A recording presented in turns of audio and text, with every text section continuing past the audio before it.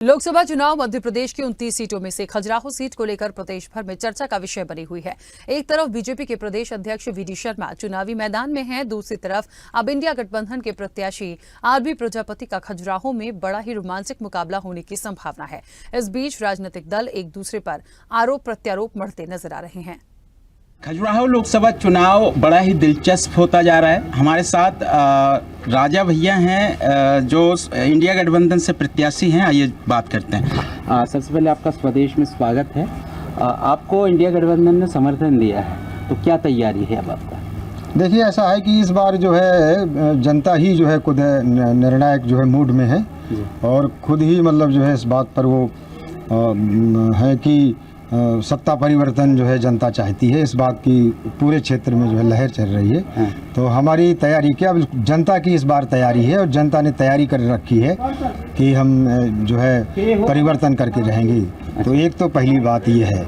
दूसरे, जहाँ तक हमारी तैयारी की बात है, ये बात सही है कि इंडिया गठबंधन ने जो है अभी 15 अप्रैल को प्रत्याशी का समर्थन जो है मुझे जो है किया हुआ है। जो ऑल इंडिया फॉरवर्ड ब्लॉक के रूप में मैं पार्टी से मैं प्रत्याशी था।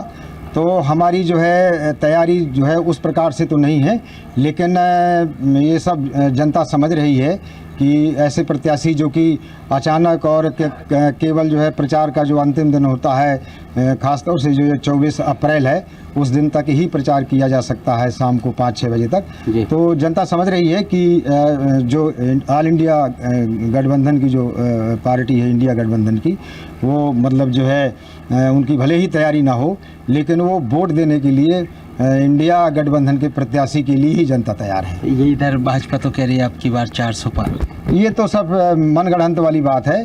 अब तो ये तो सब मनगढ़ंत बात है, ये तो कोई भी कह सकता है और हम भी कह सकते हैं। तो मैं ये तो पूरी तरह से मनगढ़ंत। सरकार कुछ है मतलब वो भी करती है, घोषणाएं भी करती है, तो उन घोषणाओं को वापस कर लेती है। हम यदि लें, अभी हम खजुराहो से बोल रहे हैं, तो खजुराहो में 2015 में ये जो हवाई अड्डा है, इसको इंटरनेशनल टर्मिनल जो है इसमें स्थापित किया जाना था, लेकिन इंटरनेशनल जो टर्मिनल है वो अभी तक नहीं बना है और उसको जो है इंदौर शिफ्ट कर दिया गया है। तो इतना बड़ा इंटरनेशनल जहाँ हेरिटेज है, अंतर्राष्ट्रीय धरोहर है खजुराहो, और इंटरनेशनल टर्मिनल जहाँ पर उसी समय जो है स्थापित हो जाना था, लेकिन आज दिनांक तक स्थापित नहीं हुआ। तो इससे स्पष्ट है कि ये क्षेत्र जो है उपेक्षित है।